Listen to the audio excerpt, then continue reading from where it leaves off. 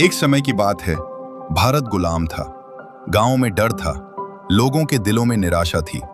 उसी समय सरदार वल्लभ भाई पटेल नाम का एक साधारण इंसान खड़ा हुआ, लेकिन उसका हौसला असाधारण था। किसान का बेटा, लोहे जैसा इरादा।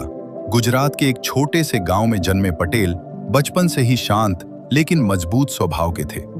लोग कहते थे, ये लड़का कम बोलता है, लेकिन जो ठान लेता है करके दिखाता है। एक दिन गांव में एक किसान रोता हुआ उनके पास आया।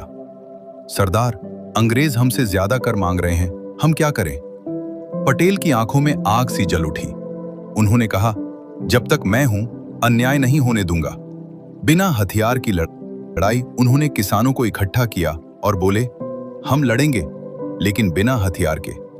हम सच और हिम्मत से जीतेंगे। ये था बारडोली सत्याग्रह।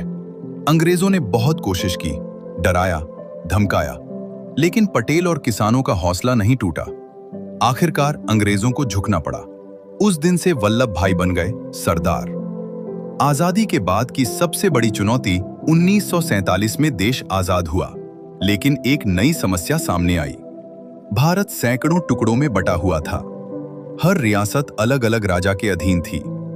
अगर ये जुड़ते नहीं तो भारत कभी मजबूत नहीं बन पाता। तब सरदार पटेल ने कहा, यह देश एक है और इसे एक ही रहना होगा। बुद्धि और हिम्मत का कमाल पटेल ने प्यार, समझदारी और जरूरत पड़ने पर सख्ती से 562 रियासतों को भारत में मिला लिया। राजा महाराजा भी उनकी बात मानने लगे। लोग हैरान थे, एक इंसान ने पूरे देश को जोड़ दिया। अमर कहानी आज भी जब लोग स्टैच्यू ऑफ यूनिटी को देखते हैं तो उन्हें याद आता है, वो इंसान जिसने भारत को एक किया। सीख।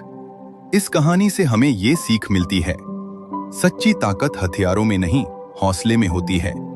एक इंसान भी पूरे देश को बदल सकता है। एकता ही सबसे बड़ी शक्ति है। ये कहानी आपको कैसी लगी? अगर अच्छी लगी हो तो लाइक और सब्सक्राइब अवश्य करें और शेयर करना ना भूलें। धन्यवाद।